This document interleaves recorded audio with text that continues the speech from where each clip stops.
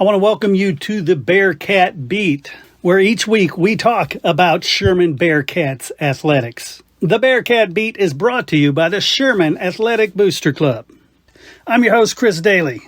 Sherman Bearcat Athletics represent the heart and soul of our community, where champions are made both on the field and in the classroom.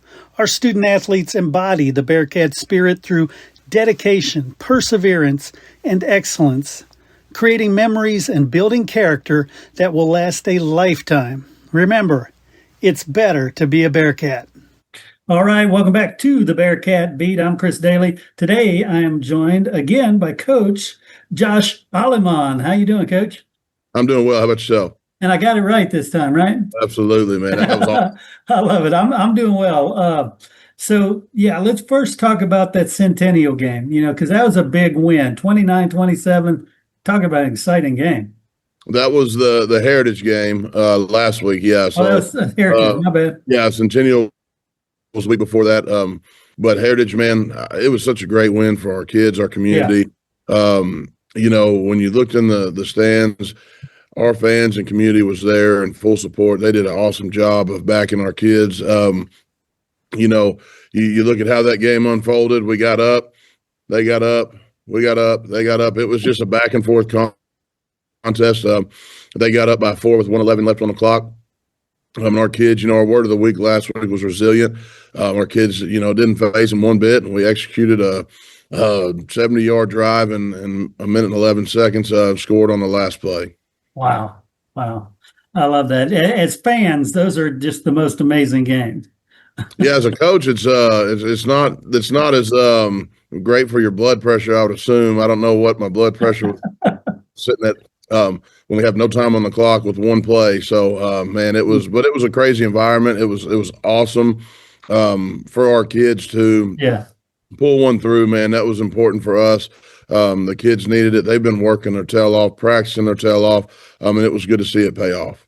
Yeah, and you mentioned it was important for the kids. Talk about the importance of that, the ability to trust that they can be in a close game and they can come out on top.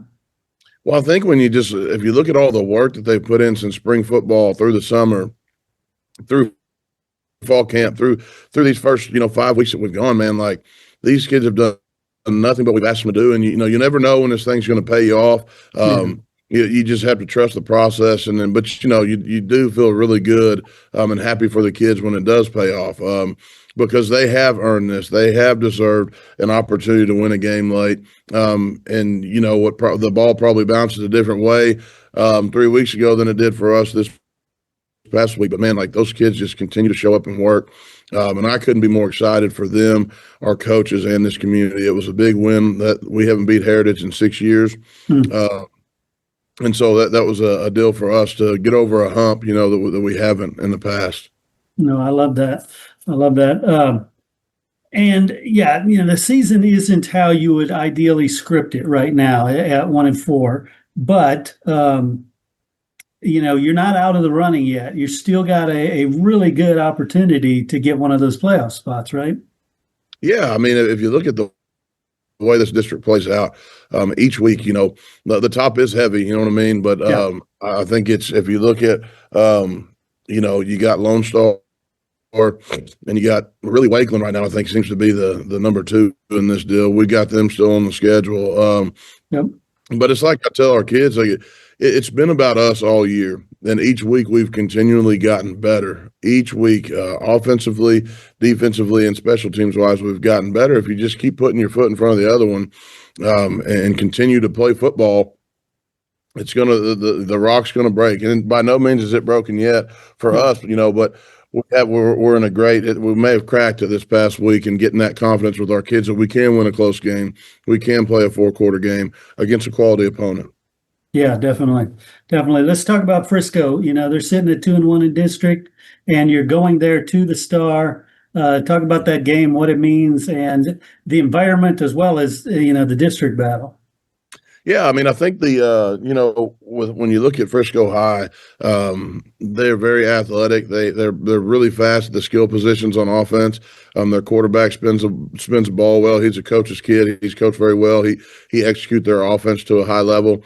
defensively, what stands out to me is the way they're physical. And we pride ourselves on being physical too. So we like our matchup when it comes to that, and let's go put the ball on the field and let's play. We can't let the star be a distraction. Some of our kids have never seen it. We're not getting there an hour early and touring the facility with Jerry, so we're gonna get there, go walk the field as we normally do our normal warm up, obviously, and then go play football. Nice. Speaking of the kids, call out some of the kids that have stood up this season and really had an impact on the team.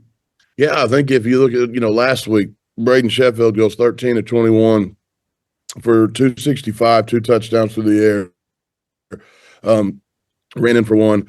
We had Christian Mackey take an 84-yard touchdown of the house on a bender on the backside of an RPO. Same thing with J.D. Moore. He takes one to the house last week on 75 yards on RPO. If you look at our defense, man, like we're getting turnovers left and right. Abram Ramirez, Jalen Walker, and Kentrell Neely are just owning the line of scrimmage right now. And you know what is so good about a D lineman? They're like offensive linemen. You don't get any of the credit, but those guys are letting our linebackers play free. We're not blowing up the stat sheet when it comes to what their tackles are, but if you look at what they're doing to the offensive line that they're going against, it's putting them in a bind. It's keeping our linebackers free. We have yet another week. We've got an interception from our secondary guys. We can pick and choose on that. When we're getting turnovers or we're getting ourselves in the right situation. And I think when you look at stat sheets, this past week we did a phenomenal job of controlling the line of scrimmage, and that's on both sides. And our quarterback just really. With what teams are doing to us, when you run the ball for 186 yards a week, people are going to put an emphasis on stopping the run. So then that puts the pressure on our receivers and quarterback play to step up. And this past week, it was phenomenal. I mean, 265 yards through the air with just executing our offense and what it is. Yeah, I love that. I also love what you said about the defensive line, because everybody, when they think of the defensive line, they think of stat lines and they think of sacks and they think about tackle for loss. But you said a lot there when you said they allows the linebackers to run free. Talk about how that is an underappreciated gift there. Yeah, I mean, like so we go with 3 defensive linemen. They have 5. Let's just take it really elementary here. Sure. 3 defensive linemen against 5 offensive linemen, you're outnumbered, right? But if you're defensive lineman, if you can twist and stun around enough, you can make 1 offensive lineman or 2 offensive linemen get confused, and they're both on top of one, which frees up a linebacker. With the way we play things, we're a spill team. So if we see block down, we got to cross hat. If we see somebody coming to kick us, we got to get underneath it and let the linebackers come and trigger over the top and play. So with the way that we move them, we mix up a ton of stunts with those guys. Crossing faces, crossing hats, and what that does to an offensive line is make them think. When you make offensive line coaches like 5 guys to think as one.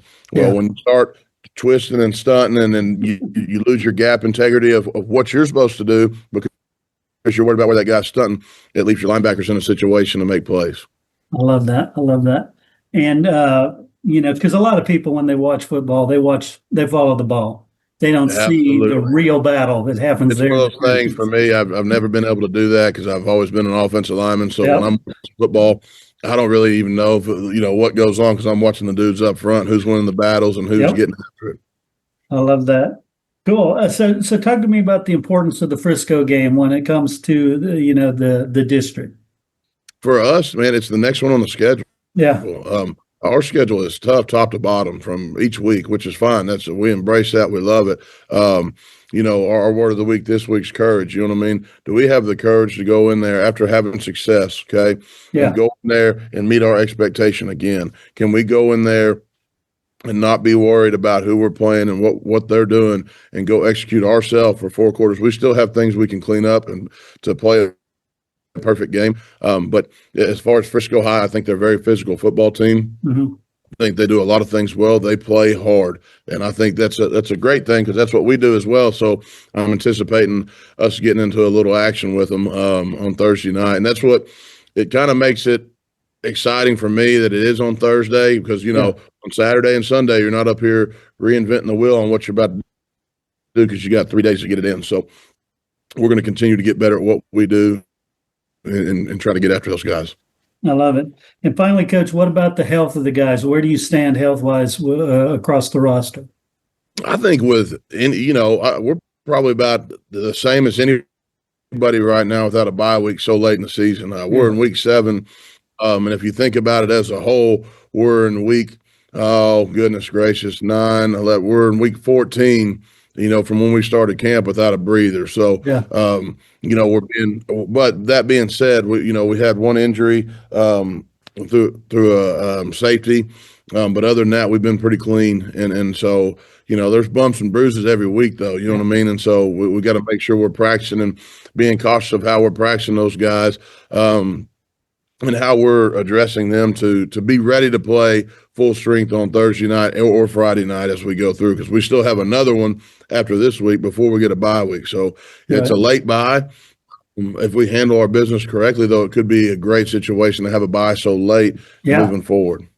Yeah, because that's awesome. If you're still in position for, playoffs and you get a late bye, then you've got healthy people to help you close that thing out. Love that. Absolutely. Cool. Yeah, Coach, gosh, I want to say, first off, again, congratulations on the win. That was a great one. And best of luck this week. Hopefully you're bringing a W back from the Star. Absolutely, man. Let me make a shout out real quick to our community that was like we were in full support the other night. I couldn't be more excited for our kids. Our kids deserve that with as hard as they work. The stands were full from the first quarter to the fourth quarter. Our administration was there. Everyone was going wild after the game. I think my headset had a long trip down from wherever it hit. But I want to make sure that our fans know that we appreciate their support.